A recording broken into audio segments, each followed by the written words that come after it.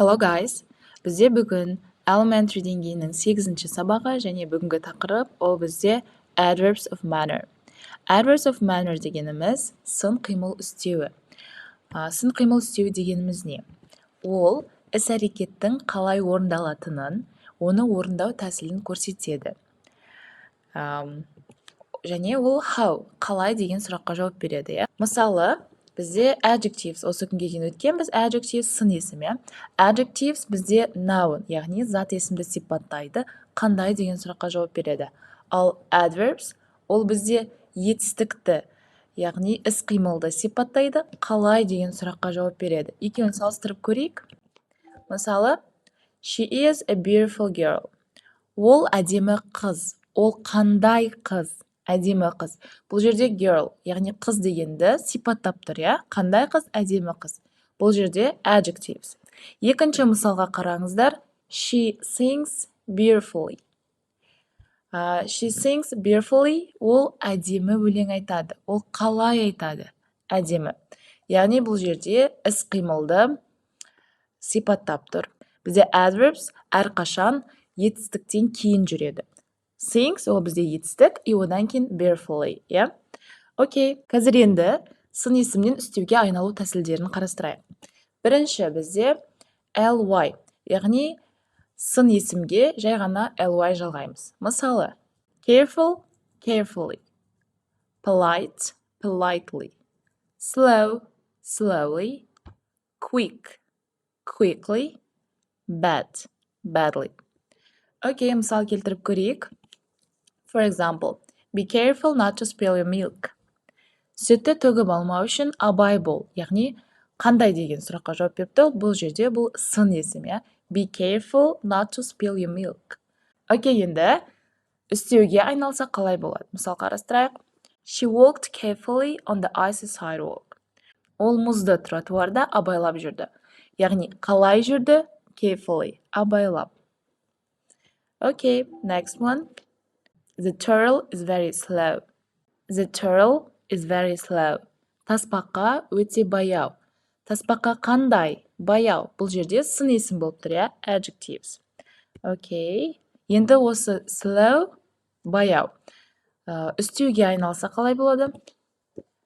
Elderly people walk slowly.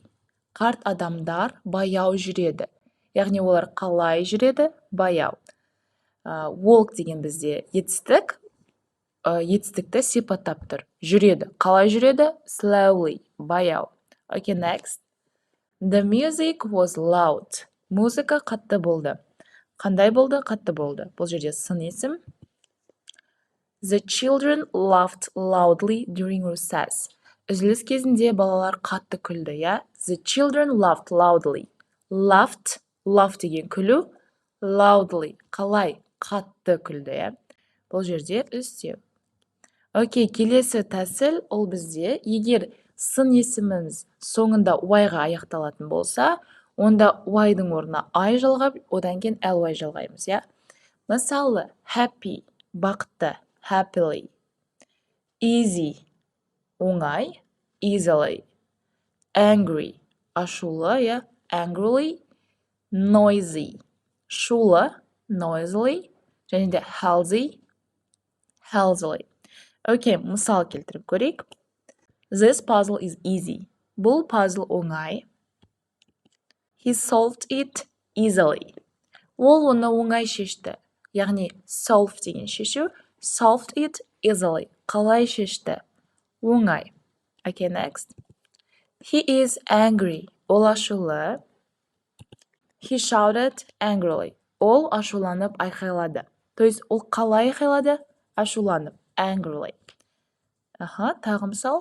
The classroom is noisy. Сынып шулы. Қандай? Шулы. Noisy. Сын есім. The children played noisily. Play, ойнау. Олар қалай ойнады? Noisily. Шулы. Бұл жерде үстеу болып тұр, Окей. Түсінікті болса, келесі тәсіліміз ол бізде сын есім ly-ға аяқталатын болса, үстеуде ly-дің орнына ly жалғанады. Мысалы, simple, simple, simply. possible, possibly, adorable, adorably, noble, nobly. Окей, мысал келтіріп көрейік. She gave a simple explanation. Ол қарапайым түсініктеме берді. Simple, оңай, қарапайым, я? Бұл жерде қандай қарапайым? Сын есім болып тұр. Adverbs болса қалай болады? She simply explained the concept. Ол тұжырымдаманы қарапайым түсіндірді. Я? Simply explained the concept. То есть қалай түсіндірді? Оңай түсіндірді. Қарапайым түрде. Бұл жерде етістікті іс-қимылды сипаттап тұр. Келесі мысал. The puppy is adorable. Күшік сүйкімді. Adorable. Okay. The puppy wagged its tail adorably. Күшік құйрығын сүйкімді бұлғады. Қалай бұлғады? Қалай бұлғады? Сүйкімді бұлғады. Adorably. Okay, next. He was a man of noble character. He was a man of noble character. Ол асыл мінезді адам болған, Бұл бізде сын есім, қандай адам болған, асыл мінезді, noble. Келесі, he acted nobly in the face of adversity. Ол қиыншылыққа тап болған кезде тектілікпен әрекет етті. He acted nobly. То есть қалай әрекет етті? Тектілікпен, окей. Next one. Келесі тәсіліміз бізде no change, ешқалай өзгермейді. Үстеуге айналған кезде сол сөз қалады.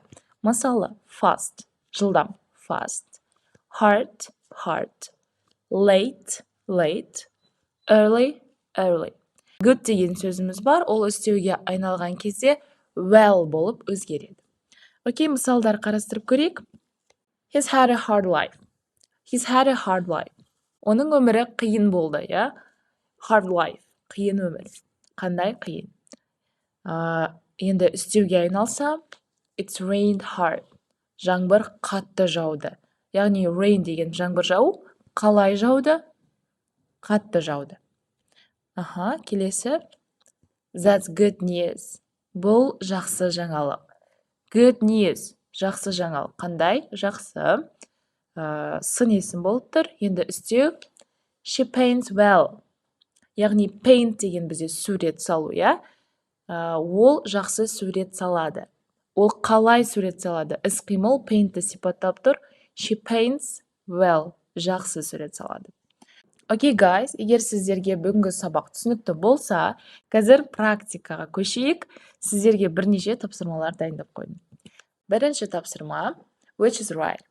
Бұл жақта сын есімде және үстеуде берілген, қайсысы дұрыс емес, соның үстін сызып тастайсыздар. Мысалы, бірінші сөйлемде don't eat so, и бұл жерде quick и quickly екі сөз берілген, сын есім және де үстеу. Қайсысы дұрыс емес, соны сызып тастайсыздар. Бұл жерде quick сөзі дұрыс емес. Don't eat so quickly.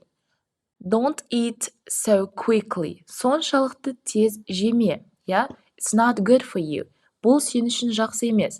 Бұл жерде eat, жеу, осы іс-қимылды, етістікті сипаттап тұр. Қалай жеме? Тез, жылдам, quickly. Және де бұл жерде үстеу болып тұр. Түсінікті қалғанын қарап, өздеріңіз жазып шығыңыздар. Видеоны паузаға қойып, қалған өздеріңіз істеп шығыңыздар.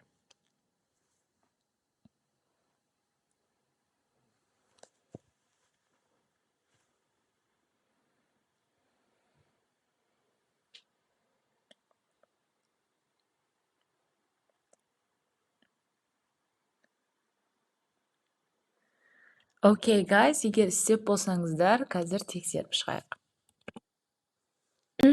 So, екіншісі, why are you angry?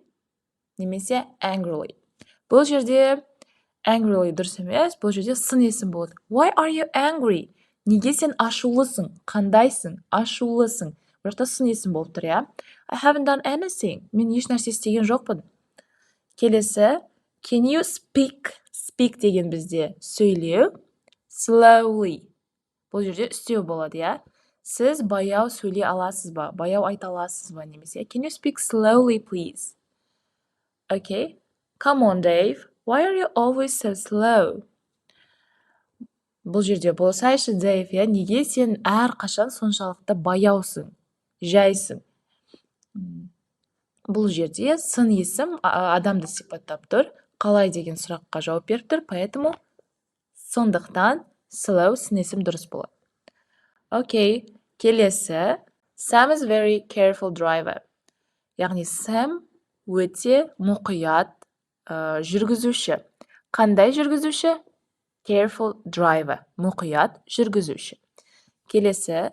Amy is studying hard for her examinations. Яғни Amy өзінің экзаменіне өте қатты тырысып оқып жатыр, То есть studying hard, қалай оқып жатыр? Тырысып, қатты оқып жатыр, Бұл жерде үстеуі болады, іс-қимылды сипаттап тұр. Келесі, where is Anna? Анна қайда? She was here, but she left suddenly. Яғни ол осында болатын, бірақ кенеттен кетіп қалды. Бұл жерде left suddenly. Внезапно деген сөз ғой, внезапно кетіп қалды, Қалай? Келесі, please be quiet. Өтініш, тыныш болыңыздар, I'm studying. Мен оқып жатырмын. Please be quiet. Өтініш, тынышталыңыздар, немесе тыныш болыңыздар. Бұл жақта бізде сын есім. Келесі. Окей, келесі. Some companies pay their workers very badly. Pay, Олар ақша төлейді. Қалай? Badly. Келесі. Those oranges look nice. Those oranges look nice. Can I have one? Okay, next. Және ең соңғысы. I don't remember much about the accident. Everything happened quickly. Everything happened quickly. Барлығы тез болды, жылдам болды, Қалай болды? Happened. Қалай болды? Quickly. Окей, guys, барлығын дұрыс жасады деп ойлаймын. Келесі тапсырмаға көшейік. Келесі тапсырмада бізде good және де well. Good сөзі және well сөзі екеуі де жақсы деген сөз, Good ол бізде сын есім, well бізде үстеу. Қазір сөйлемдерде оқисыз, қалып кеткен сөздерге үстеуді немесе сын есімді қойып шығасыздар. Good немесе well. Окей, видеоны паузаға қойып, қазір жасап шығыңыздар. Your English is very good. Сіздің ағылшын тіліңіз өте жақсы. То есть қандай? Жақсы. You speak it very well. Сіз жақсы сөйлейсіз, Қалай сөйлейсіз? Жақсы сөйлейсіз. Окей, guys, деп болды деген ойдамын. Қазір бірге тексеріп шығайық. So, Jackie did very well in her exams, Jackie did very well in her exams. Яғни, бұл жерде well болады, Did very well. Келесі, the party was very good. I enjoyed very much.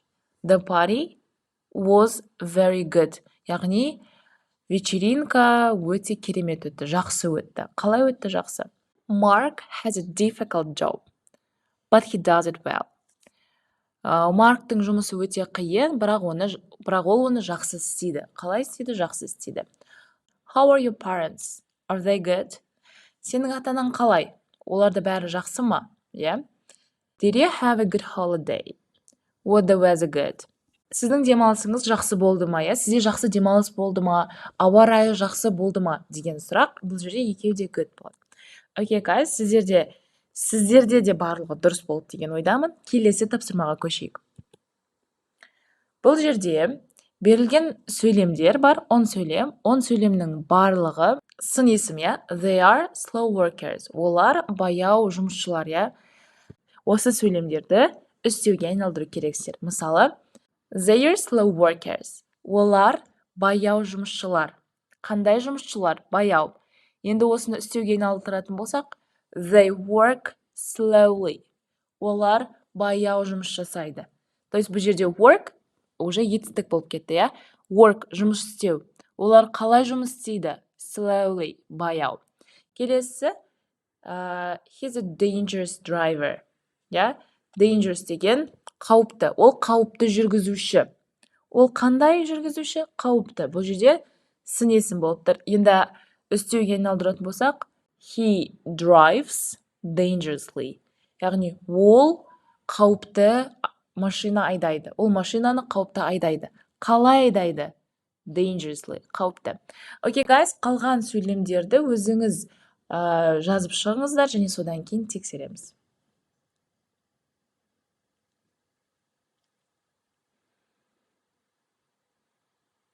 Окей, guys, істеп болды деген ойдамын. Қазір жауаптарын тексерейік. Окей, келесі бізде. She's a careful writer. She's a careful writer. Yeah? Бұл жерде қалай өзгереді? She writes carefully. I'm a loud singer. I sing loudly. She's a fast swimmer. She swims fast. He's a bad actor. He acts badly. Jill's a beautiful painter. Jill paints beautifully. You are a terrible dancer. You dance terribly. They're good teachers. They teach well. John's a patient listener. John listens patiently. Okay, guys, барлығын дұрыс істеді деген ойдамын. Келесі тапсырмада, guys, мен сізге 2 сұрақ дайындадым. Осы 2 сұрақтың біреуіне жауабын жазып, комментарийға жазып кетіңіздер. Бірінші сұрағымыз: Do you usually handle stress calmly or nervously? Немесе екінші сұрақ ол: Do you often complete tasks efficiently or slowly? Окей, guys, осы 2 сұрақтың біреуіне жауабын комментарийға жазып кетіңіздер, мен міндетті түрде тексеремін. Окей, guys, бізде осымен бүгінгі сабағымыз аяқталды. Сіздерге барлығы түсінікті болды деген ойдамын. Назарларыңызға көп рахмет. Келесі сабақта кездескенше.